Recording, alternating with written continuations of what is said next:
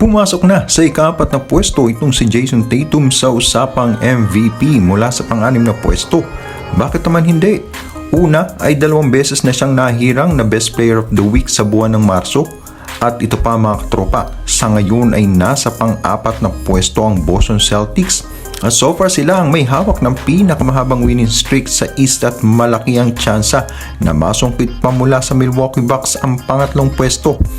Lahat ng ito ay naging posible dahil sa pag-angat ng laruan nitong si Tatum mula sa 25.7 points ay umangat sa 32.1 points na may 50.7% mula sa field at 43.8% beyond the arc.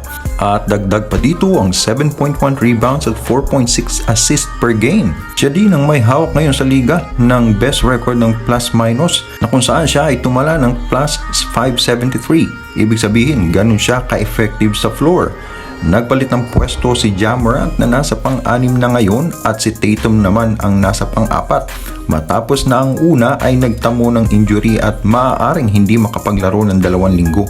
At sa iba pang mga NBA update, matapos ang magandang balita na piniyaga na makapaglaro ang mga players na unvaccinated sa New York City na kung saan nga ang pangunahing apektado rito ay si Kyrie Irving ay nagbigay ng pahayag ng kanyang plano sa pananatili sa Brooklyn Nets kasama si Kevin Durant. Si Irving ay may $36.5 million na player option sa next season at maaari niyang tanggihan ito at pumirma ng isang 5-year contract na nagkakahalaga ng $246 million itong paparating na season. Sakaling ito nga ay offer sa kanya ng Brooklyn Nets.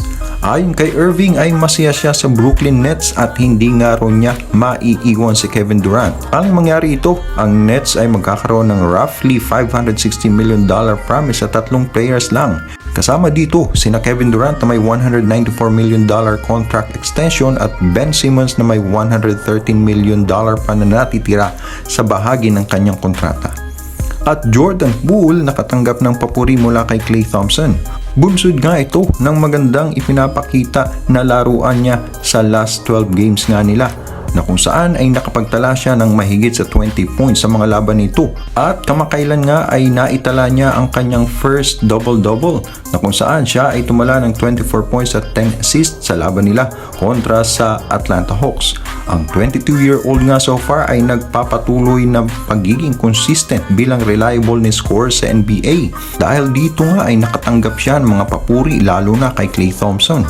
Ayon nga kay Klay ay may maliwanag na future nga itong batang manlalaro na ito at nakikita yan ng lahat na nakakapanood sa kanya. Dagdag pa niya na kailangan nila si Jordan Poole para manalo.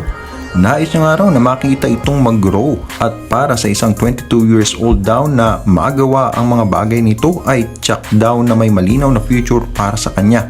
Si Klay Thompson at Jordan Poole ay may combined 61 points sa laban nila kontra sa Atlanta Hawks.